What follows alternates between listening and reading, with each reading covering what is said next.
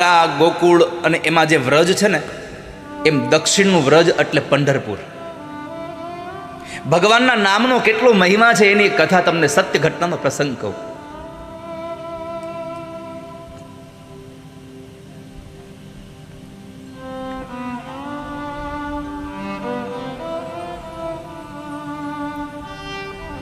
પંઢરપુરમાં ભગવાન પંઢરીનાથ બિરાજે અને એ પંઢરપુરમાં એ દક્ષિણનું વ્રજ કહેવાય. એ વ્રજમાં ગોરા કુંભાર,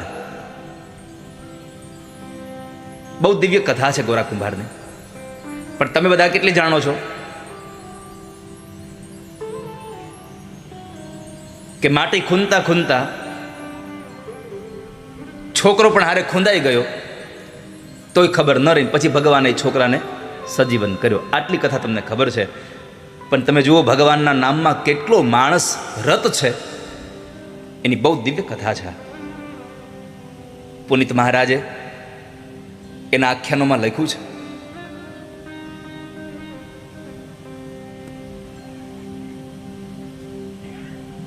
જાતે પ્રજાપતિ પિતા હતા, પોતે પ્રજાપતિ હતા.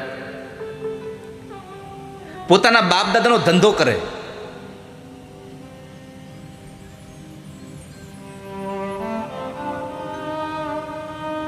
બાપ દાદાનો ધંધો કરે ને એ કોઈ દિવસ દુખી ન થાય.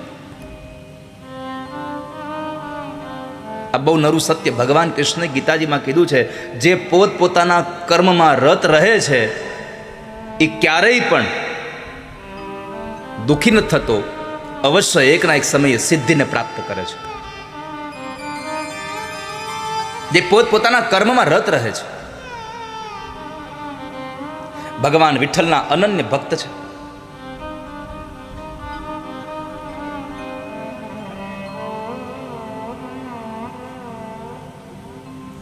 પોતાનું કર્મ કરતા કરતા ભગવાનનું ચિંતન કરતા રહે છે.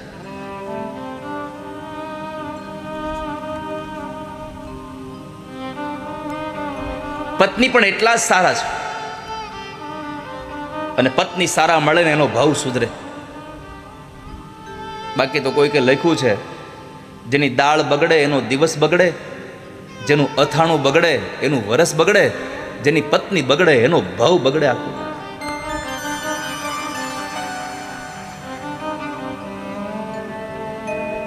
પણ એને સ્વીકારવાની વૃત્તિ હોય તો ભાવ સુધરી જાય. પુનિત મહારાજ લખે છે કે નરસિંહ મહેતાના પત્ની માણેકબાઈ હતા તીખા મરચા જેવા.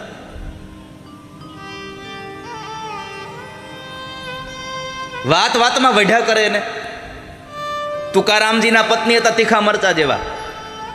કોઈ કે આવીને પૂછું તુકારામજી ઘરે છે તો પત્ની કીધું તુકો ગયો કથા કરવા. કોઈ કે આવીને કીધું સાંભળ્યું આ તો તુકારામને કથામાં એક શેરડીનો આખો ભારો મળ્યો છે. હે ઓહ બહુ સારું, લ્યો ખાસું. અમે ઘરે આવ્યા તો એક રાડું લઈને આવ્યા.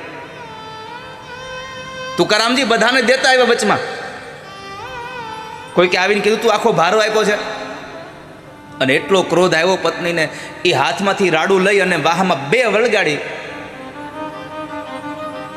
એ શેરડીના હાટાના બે ટુકડા થયા. તો તુકારામે કીધું વાહ ભગવાન વાહ, આ મને ન આવડ્યું, આ મારા પત્નીએ કર્યું, અમે બે એક એક હાટો લઈ લેવું. લ્યો,